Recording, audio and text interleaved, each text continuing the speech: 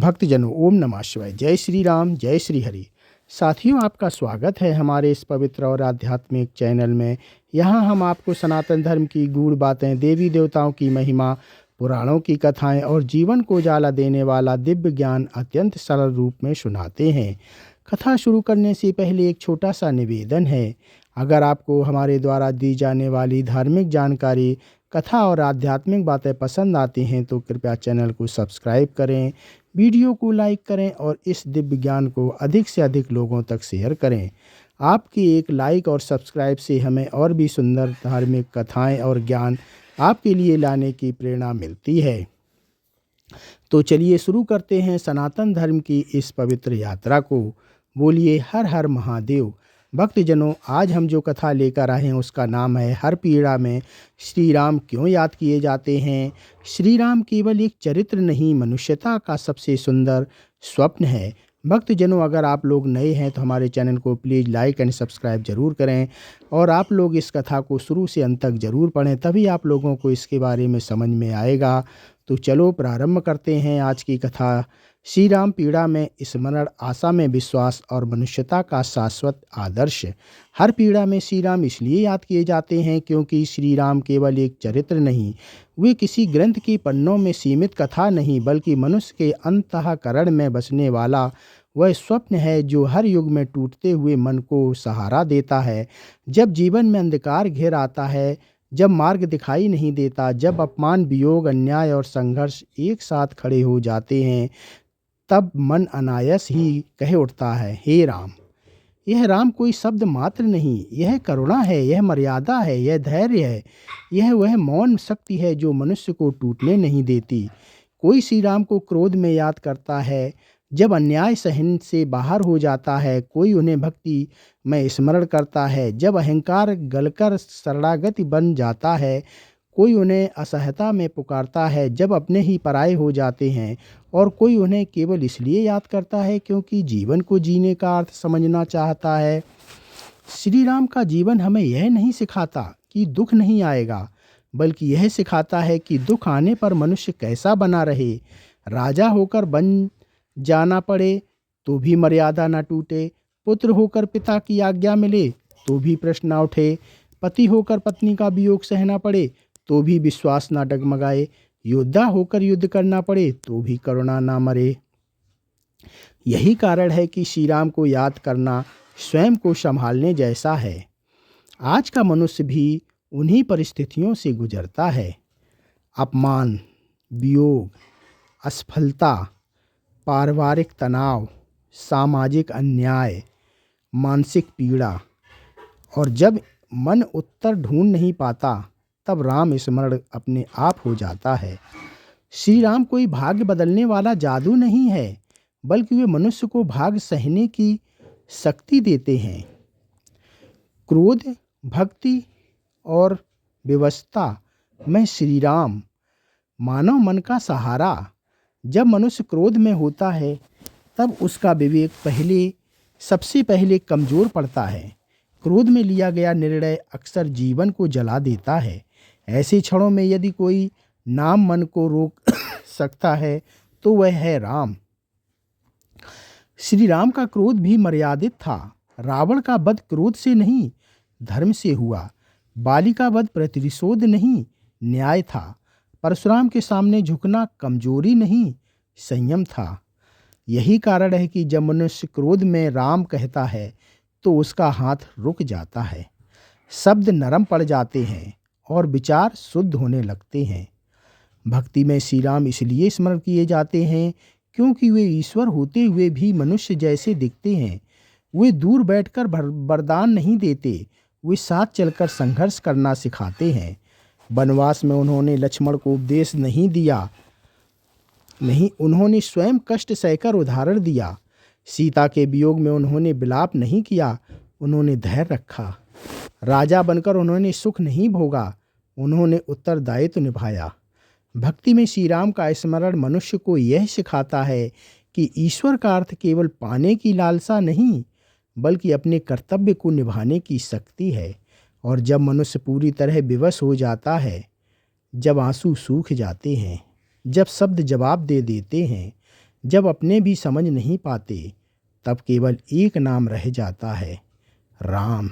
इसलिए तुलसीदास जी कहते हैं, राम नाम मन दीप धरु जेहि दे हरि द्वार। क्योंकि राम नाम का वह दीपक है जो तब जलता है जब जीवन की सारी रोशनी बुझ जाती है। श्री राम मनुष्य को यह नहीं कहते कि मत रो, वे कहते हैं रोकर भी धर्म मत छोड़ो। वे यह नहीं कहते कि हार मत मानो, वे कहते हैं हार में भी मर्यादा मत छोड़ो। इसलिए श्री राम हर पीड़ा में याद किए जाते हैं, क्योंकि वे केवल ईश्वर नहीं, वे मनुष्य बने ईश्वर हैं। और ईश्वर बनने की क्षमता रखने वाला मनुष्य भी श्री राम त्याग, मौन और सहनशीलता की जीवित परिभाषा है। श्री राम को समझने के लिए उनके शब्दों से अधिक उनके मौन को समझना आवश्यक है, क्योंकि श्री राम का जीवन जितना वाणी से नहीं, उससे कहीं अधिक सहनशीलता से लिखा गया है। वे बोलकर नहीं, सहकर सिखाते हैं। वे आदेश देकर नहीं, उदाहरण बनकर से दिशा दिखाते हैं। जब दशरथ जी ने उन्हें वनवास का आदेश दिया, उस क्षण यदि श्री राम चाहते तो प्रश्न कर सकते थे। वे कह सकते थे, पिता यह अन्याय है, मैं युवराज हूँ, राजधर्म मुझसे यह नहीं चाहता। पर उन्होंने कुछ नहीं कहा। ना आंखों में क्रोध था, ना स्वर में पीड़ा का प्रदर्शन, केवल एक वाक्य, पिताजी की आज्ञा मेरे लिए सर्वोपरि है। यहीं से श्री राम ईश्वर नहीं, मनुष्यता का सर्वोच्च आदर्श बन जाते हैं। आज का मनुष्य सबसे अधिक जिस चीज से जूझ रहा है वह है अन्याय का बोझ। कार्यालय में अपमान, परिवार में उपेक्षा, समाज में तिरस्कार और रिश्तों में स्वार्थ। ऐसे समय में मन कहता है, मैं क्यों सहूं? पर श्री राम का जीवन पूछता है, सहने का अर्थ कमजोरी है या आत्मबल? वनवास में श्री राम को केवल राजपाट नहीं छोड़ना पड़ा, उन्हें छोड़ना पड़ा माँ की छाया, नगर का प्रेम, जनता का सम्मान, भविष्य का वैभव। पर उन्होंने कभी यह नहीं कहा कि मेरे साथ ही ऐसा क्यों। यही श्री राम की सबसे बड़ी शिक्षा है, पीड़ा को स्वीकार करना पर कर्तव्य को नहीं छोड़ना। सीता वियोग और श्री राम का अंतर्मन, यदि कोई क्षण है जहाँ श्री राम का हृदय सबसे अधिक टूटता है तो वह है सीता का हरण।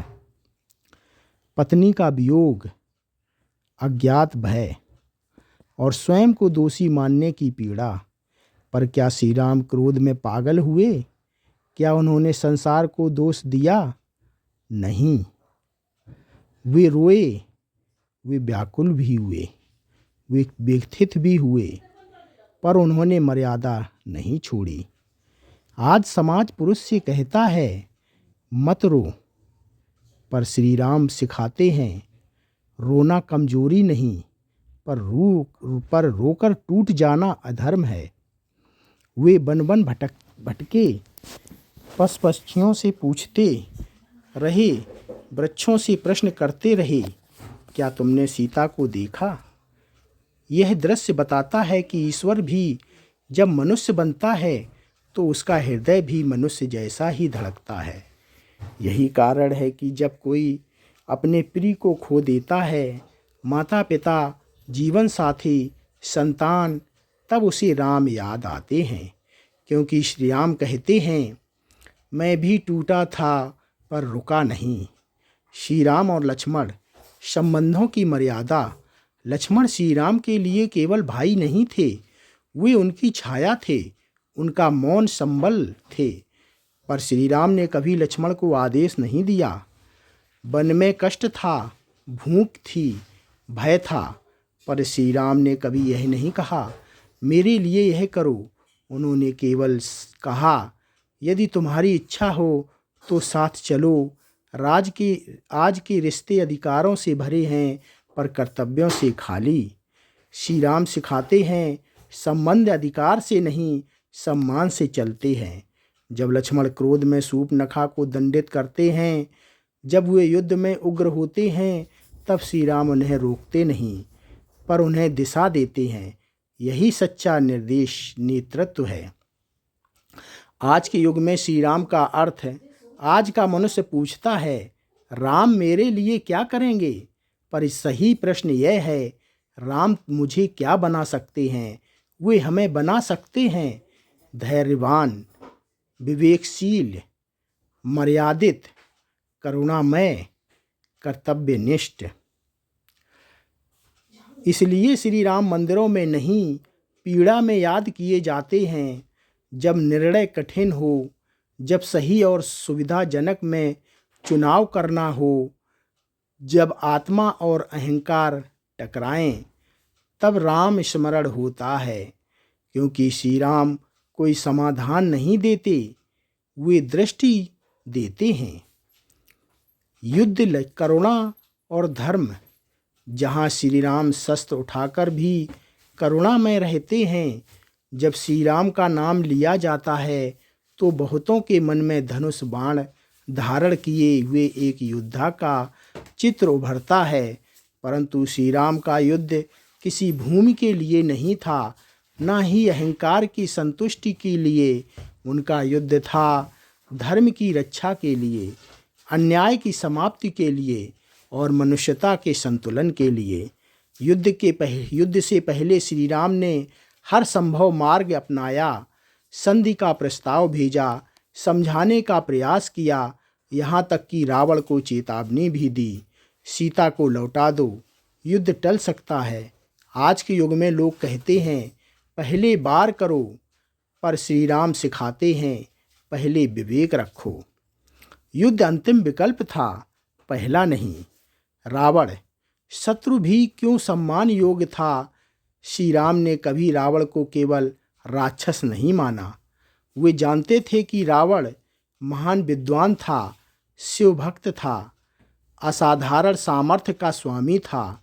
पर समस्या उसकी शक्ति नहीं थी, समस्या उसका अहंकार था। युद्ध भूमि में भी श्री राम ने रावण का उपहास नहीं किया। उसकी मृत्यु के बाद उन्होंने लक्ष्मण को भेजा, जाओ उससे ज्ञान ग्रहण करो। यह दृश्य बताता है कि श्री राम के लिए शत्रु भी मनुष्य था। आज हम असहमत व्यक्ति को शत्रु मान लेते हैं। श्री राम सिखाते हैं विरोध और द्वेष में अंतर होता है। विभीषण शरणागति और राम की नीति पर जब विभीषण शरण में आए तब वानर सेना संदेह में थी। सबने कहा यह रावण का भाई है, विश्वास मत करो। पर श्री राम ने कहा जो एक बार शरण में आ जाए उसका त्याग करना अधर्म है। यह वाक्य केवल नीति नहीं, यह मानवता का घोषणा पत्र है। आज जब समाज लोगों को उनकी पहचान, जाति, विचार या अतीत के आधार पर ठुकरा देता है, श्री राम कहते हैं शरणागति सबसे ऊपर है। युद्ध में भी करुणा, मेघनाद का वध हो या कुंभकर्ण का, श्री राम का हृदय कभी निर्दय नहीं हुआ। कुंभकर्ण को देखकर उन्होंने कहा यह योद्धा नहीं, यह धर्म से भटका हुआ बल है। श्री राम जानते थे हर अधर्मी जन्म से अधर्मी नहीं होता, पर जब विवेक सो जाता है तब विनाश निश्चित हो जाता है। युद्ध भूमि में श्री राम ने कभी पीठ पर वार नहीं किया, अस्त्र पर प्रहार नहीं किया, रात्रि में युद्ध नहीं किया। आज की दुनिया में जीत का अर्थ है किसी भी तरह जीतना, पर श्री राम के लिए जीत का अर्थ था धर्म की रक्षा करते हुए भी मनुष्यता ना खोना। आज के युद्ध और श्री राम की प्रासंगिकता, आज युद्ध केवल मैदान में नहीं होते, वे होते हैं रिश्तों में, कार्यालयों में, समाज में, विचारों में, स्वयं के भीतर। जब हम अपमान का बदला अपमान से लेते हैं, जब हम छल का उत्तर छल से देते हैं, जब हम शक्ति का प्रयोग अहंकार से करते हैं, तब हम रावण के मार्ग पर होते हैं। और जब हम अन्याय के विरुद्ध खड़े होकर भी करुणा नहीं छोड़ते, तब हम राम के मार्ग पर होते हैं। श्री राम श्री राम का शस्त्र केवल धनुष नहीं, विवेक। श्री राम सबसे बड़ा शस्त्र धनुष नहीं था, वह था विवेक। वह विवेक वह विवेक जो जानता था कहाँ मौन रहना है, कहाँ बोलना है, कहाँ सहना है और कहाँ शस्त्र उठाना है। इसलिए श्री राम हर पीड़ा में याद किए जाते हैं, क्योंकि वे सिखाते हैं हर युद्ध लड़ना जरूरी नहीं और हर युद्ध से भागना भी धर्म नहीं। राम स्मरण नाम नहीं चेतना। और आज का मनुष्य जब सब कुछ कह दिया जाता है तब भी कुछ शेष रह जाता है। जब कथा पूरी हो जाती है तब भी उसका अर्थ पूर्ण नहीं होता। श्री राम का जीवन भी ऐसा ही है, पढ़ लेने से समाप्त नहीं होता, समझ लेने से पूर्ण नहीं होता, क्योंकि श्री राम को जीना पड़ता है। इसलिए राम स्मरण केवल किसी संकट में लिया गया नाम नहीं है, वह एक अवस्था है, एक ऐसी मानसिक और आध्यात्मिक स्थिति है जहाँ मनुष्य अपने भीतर बैठे रावण को पहचानता है और अपने भीतर के राम को जगाता है। आज का मनुष्य पूछता है, राम स्मरण से क्या मिलेगा? पर सही प्रश्न यह है, राम स्मरण से मैं क्या बन जाऊंगा? राम नाम और मन की शुद्धि। राम नाम का सबसे बड़ा चमत्कार यह नहीं कि परिस्थितियां बदल जाएं, सबसे बड़ा चमत्कार यह है कि परिस्थितियों को देखने की दृष्टि बदल जाती है। जब मन अशांत होता है, जब विचार उलझ जाते हैं, जब निर्णय कठिन हो जाते हैं, तब राम का स्मरण मन को स्थिर करता है, क्योंकि राम का अर्थ है संयम, मर्यादा, धैर्य, विवेक, करुणा। जब यह गुण भीतर जागते हैं तो बाहरी तूफान अपने आप छोटे लगने लगते हैं। इसलिए कहा गया है, राम नाम बन दीप धरूं, क्योंकि अंधकार बाहर नहीं भीतर होता है। भक्ति नहीं, जीवन पद्धति होती है। श्री राम की भक्ति मंदिर तक सीमित नहीं है। यदि ऐसा होता तो वे हर पीड़ा में याद नहीं किए जाते। राम स्मरण तब होता है जब कोई अन्याय सहकर भी मर्यादा ना तोड़े, जब कोई शक्ति पाकर भी अहंकार ना करे, जब कोई हारकर भी धर्म ना छोड़े, जब कोई जीतकर भी विनम्र रहे। आज का संसार तेज है, प्रतिस्पर्धी है और निर्दयी होता जा रहा है। ऐसे समय में राम स्मरण मनुष्य को मनुष्य बनाने रखने की साधना है। अंतिम परीक्षा राजा राम। सबसे कठिन परीक्षा तब आती है जब श्री राम राजा बनते हैं। वनवास, युद्ध, वियोग सब झेल लेने के बाद भी उन्हें सुख का अधिकार नहीं मिलता। राजा बनकर भी उन्हें त्याग करना पड़ता है। लोक मर्यादा के लिए अपने ही हृदय को त्यागना पड़ता है। यह वह क्षण है जहाँ श्री राम केवल आदर्श नहीं बल्कि असंभव आदर्श बन जाते हैं। आज कोई कहता है, पहले मैं फिर समाज। श्री राम कहते हैं, पहले धर्म फिर मैं। यही कारण है कि श्री राम की कथा सुख देने वाली नहीं बल्कि संभालने वाली कथा है। आज के मनुष्य के लिए राम आज का मनुष्य अकेला है, उलझा हुआ है और भीतर से थका हुआ है। वह चाहता है कोई उसे समझे, कोई उसे थामे, कोई उसे दिशा दे। श्री राम यही करते हैं। वे कहते हैं, मैं तुम्हें सुख का वादा नहीं करता पर तुम्हें टूटने नहीं दूंगा। वे कहते हैं, मैं तुम्हें हर युद्ध जीतने का भरोसा नहीं देता, पर हर युद्ध लड़ने का साहस देता हूँ। इसलिए हर पीड़ा में श्री राम याद किए जाते हैं।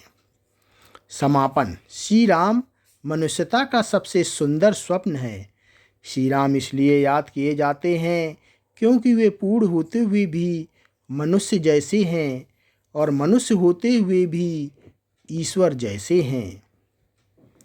वे बताते हैं कि मर्यादा कमजोरी नहीं, त्याग हार नहीं और करुणा कायरता नहीं। श्री राम हमें यह नहीं सिखाते कि जीवन आसान कैसे बने, वे सिखाते हैं जीवन कठिन हो तो मनुष्य कैसा बना रहे। यही कारण है कि कोई उन्हें क्रोध में याद करता है, कोई भक्ति में, कोई व्यवस्था में और कोई केवल इसलिए याद करता है क्योंकि वह मनुष्य बने रहना चाहता है। श्री राम केवल एक चरित्र नहीं हैं, वे मनुष्यता का सबसे सुंदर स्वप्न है। राम नाम सत्य है। भक्तजनों, ये कथा यहीं पर समाप्त होती है। आप लोगों को ये कथा एंड जानकारी कैसी लगी हमें कमेंट में ज़रूर लिखकर बताएं। कमेंट में जय श्री राम जरूर